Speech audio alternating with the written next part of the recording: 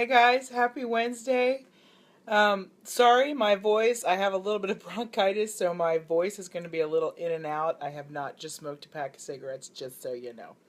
Um, so I want to talk a little bit about marriage this week, and specifically to children of divorce or people that have gone through a divorce to bring some hope and some of the stuff that I've learned.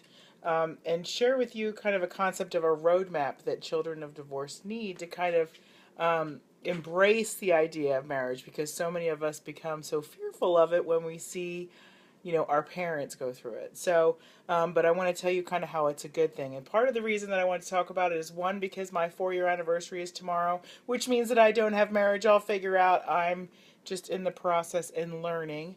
And also because a fellow author and leader in the Christian community last week was announced that she was going to be getting a divorce, which I know really shattered a lot of people's concepts of marriage, but I think it also was awesome because she was so authentic in it, and is going to keep. I think she's going to reach so many broken people that have gone through this because there's still so much shame around divorce, and I'm just really glad that she's going to keep walking through it. And so part of the reason I want to talk about it is, because of my own experience having gone through my parents and getting married, and also because I am not immune to it. No one is immune to it. And we have to fight for our marriages. And also because when I saw her announce this, all I could think about was her kids and how much kids go through this too. And obviously everybody knows that, and a lot of people talk about let's not get divorced. But I think it cuts out all those kids who still have to go through with it. It's like you can keep talking about prevention, but for 50% of the population, it it still happens. So, I really want to speak to those of you that have had the experience in some way or another. So, I am a child of divorce. My husband has been divorced, and I think there's a statistic for, children of divorce marrying children of divorce. There's something really amazing about my husband and our relationship is that it is not. We know it's not perfect. We know it takes work. We know marriage is a give and a take and a teamwork, and it's about love and forgiveness and really God at the center. And I don't know. It's if I was looking for my husband to be the answer to that gaping hole that was in me from my parents' divorce, then I'd probably be in a very different place than I am today. So that's what I want to talk a little bit about too. But I mentioned the statistics: 50% of marriages end in divorce, and 50% of children are, living in two homes or, living with their parents having been divorced. Approximately every 36 seconds, a couple is divorced. So divorce is very much a cycle, and it can be literally intergenerational. It can be carried on down through generations if it's not stopped. And so I really think there's a way to stop this, but it takes work and it takes a realistic perspective. Um, so let me tell you a little bit about that. And I also want to say, wedding days, for all of you getting married, wedding days are not, the be all end all. It's the start of the journey. And that's kind of how my husband and I approached our wedding day 4 years ago tomorrow. So let me give you a little analogy that I kind of thought of on the way home from Philadelphia yesterday driving. So, if you think about relationships, we're all kind of on this road of life in relationships. And, we all have stuff that happens, yeah. And we all have kind of detours that happen. But I kind of visualize that children are divorced. It's like we're on this road trip with our parents and we're going down this highway of life. And there's a detour. But it's not really just a detour, it's almost like we detour and then we homestead. And we end up in this place that we don't really get what's going on. And our parents kind of park it and build two homes, and we are living in between two worlds, kind of trying to navigate, trying to deal with it. So, um, if you think about it, it really gives us a very different perspective on life. And we're really kind of stuck living in between these. And we have to kind of find our own roadmap back to our own journey, when it's time for us to kind of come and do our own and fly the nest. Because we're almost kind of growing up so early living in between these two worlds. So, um, But that's not necessarily a bad thing. So, and part of the reason I thought about this is because last week I spent some time with my cousins, who I love dearly and I grew up with. But I remembered, growing up with them and almost, yeah, comparing myself. I always compared myself to normal families, kids whose parents stayed married, and they were one of those families. And it's funny just being with them. It helped me see kind of why I needed to find a different, why I belong somewhere else, why I needed to find a different journey, because I had such a trauma early in my life. And it's like people, it's that whole saying, you don't get it until you go through it. And I think people that whose parents have never been divorced don't necessarily, if they may have compassion or empathy, but they don't necessarily understand it, and it can make you feel really different and alone. But there are so many of us that have gone through it, and there's no need to feel alone or compare ourselves to those people. And what being with them really helped me see was that it's awesome, it's okay. I just had to take a different journey, than normal, because it's that trauma happened.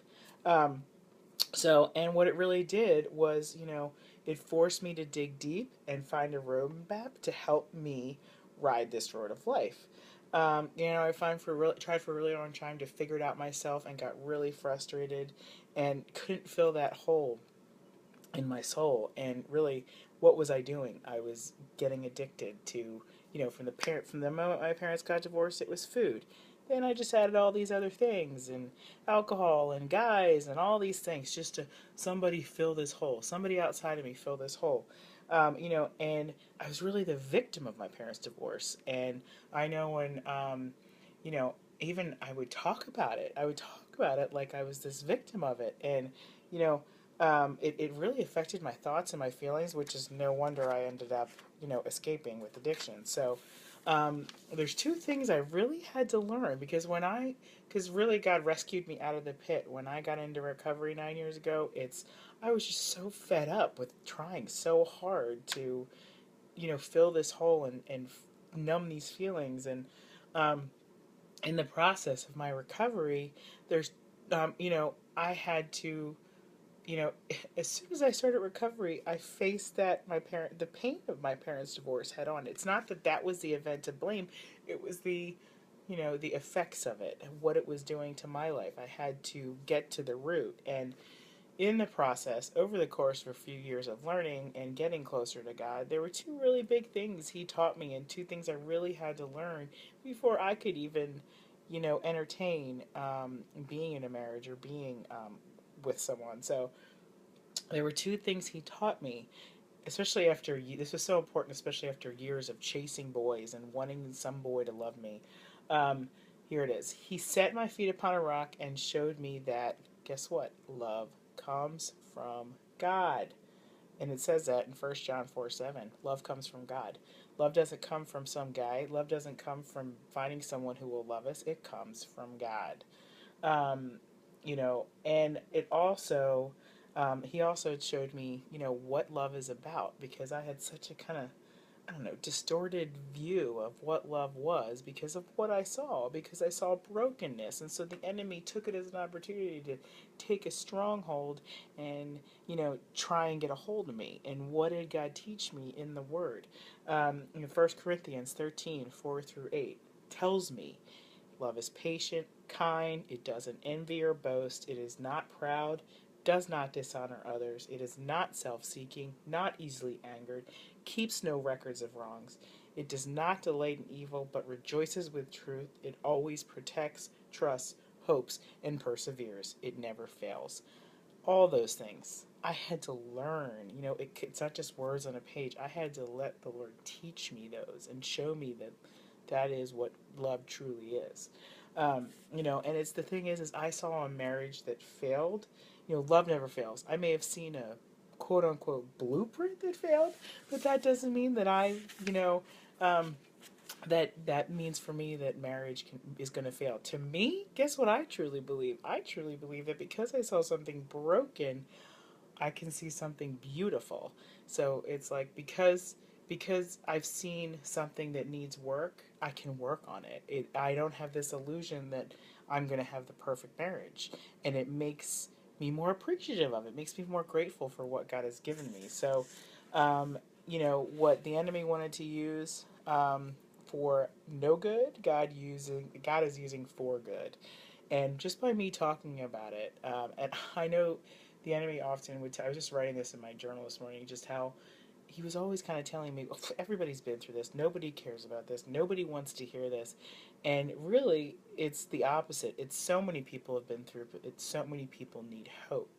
So that's kind of what this message is all about. That's why I wanted to deliver this, because I want you to find hope. If you've gone through your parents' divorce, I don't care what age, or you've gone through it yourself, like love is not there for you. You just got to find the source of it and deal with the root of your pain and let the source heal you. And yet, it takes some time, but it's so worth it. So, um, you know, I think that every child of divorce can have a roadmap for love and marriage, and that marriage is so possible, and that you could end up walking down the aisle and just I can't I remember just how much gratitude I have for walking down there and being able to overcome my fear of getting married, of even ever finding someone to marry. So many fears around it, and that's just the enemy trying to kind of take a hold of us, and we got to break it. We got to break that cycle, break that thought pattern, break those emotional strongholds. So I think that's most of everything I want to say. Divorce is a trauma, and I'm going to talk about that next week because it's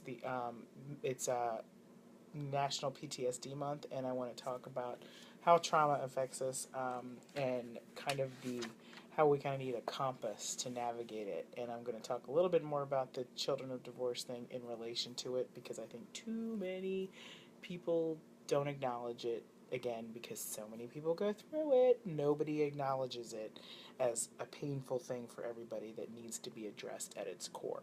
So, okay, I hope you guys have a great week, and happy summer solstice. I hope you have a nice, long, sunny day. All right, talk to you later.